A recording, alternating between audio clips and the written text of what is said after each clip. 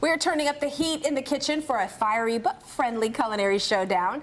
It's time for Iron Chef Detroit 2, taking place in Eastern Market next week. Now, this high-energy cook-off brings together some of the city's most talented chefs to battle it out for bagging rights and, of course, to benefit a good cause. Now, joining us now to give us a taste of what's in store for this year's event is Chef John Wilhite, got you, of Green Dot Stables, and Reverend Faith Fowler, the Executive Director of Cass Community Social Services. Thank you both so much for being with us. Thanks for inviting us. And we got a lot going on out here. So how excited are you both for this year's event? Oh, it's going to be wonderful. Last year was the first year we weren't really sure how it would go. Yeah. We had over 400 people and food galore, drinks wonderful, and raised a ton of money for our cause, obviously. Yeah, explain to everyone how it works, who may not be familiar with Iron Chef. Okay, so we're obviously the Eastern Market, which is a beautiful venue.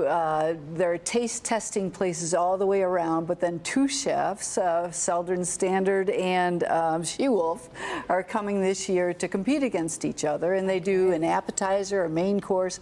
Then there's a surprise ingredient that they don't know yet. We'll only find out that night and have to make something out of it, and then a dessert. They get judged by professional people, right? And at the end of the night, one wins and one does not. Okay, and all of this goes to benefit your organization. Yeah. So what's the mission of Cass Community Social Services? Probably the best way to sum it up is our motto, fighting poverty, creating opportunity, building community. And we do it through food, housing, healthcare, and jobs. All right, well, let's get into it. Speaking of food, Chef John, many of us are familiar with your sliders, but give us a sneak peek into what you'll be serving at the event. You're going to assemble something. Yeah, so for the Iron Chef event, we're doing a little spin on the classic Vietnamese banh mi. We're doing a little vegan version to kind of accommodate, you know, people with dietary restrictions and stuff. So we have our classic buns right here. We get these from Rising Star Academy up in Centerline. They're a nonprofit organization. Do fantastic work for the community. Nice. So we got this, and then we have a little vegan sambal mayonnaise. Sambal is like kind of a fresh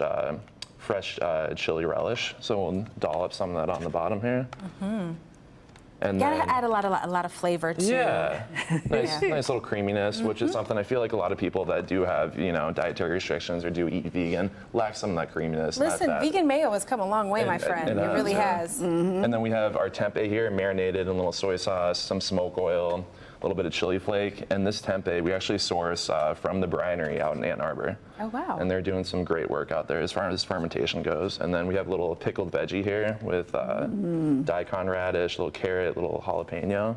And you'll soon be adding more vegan options to your menu, right? Yeah, we try to kind of, you know, we have a couple staples on the menu. We have a falafel sandwich, which is vegan, and we also kind of have something similar to this with a nari, which is a fried soybean curd. Ooh, la la. And then, we kind of try to do weekly specials and incorporate some vegan stuff into that.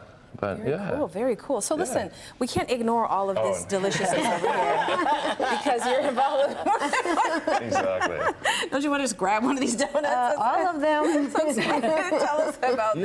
Yeah, so this is another company or another business in our company, Yellow Light Coffee Roasters and Donuts. We have two locations, one up on East Jefferson, one is actually in Michigan Central in the train station.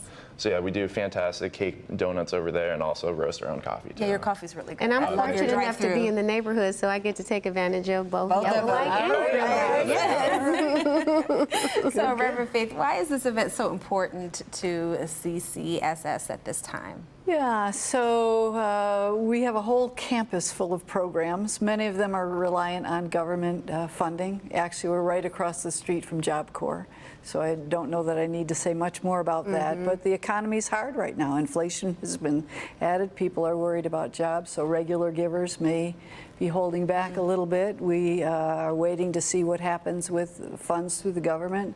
So this kind of event gives us a buffer to make sure that we are good for the future. And so it's really wonderful because it's fun. I mean, it's not like going to a stuffy dinner. Really, people have a great time networking and eating.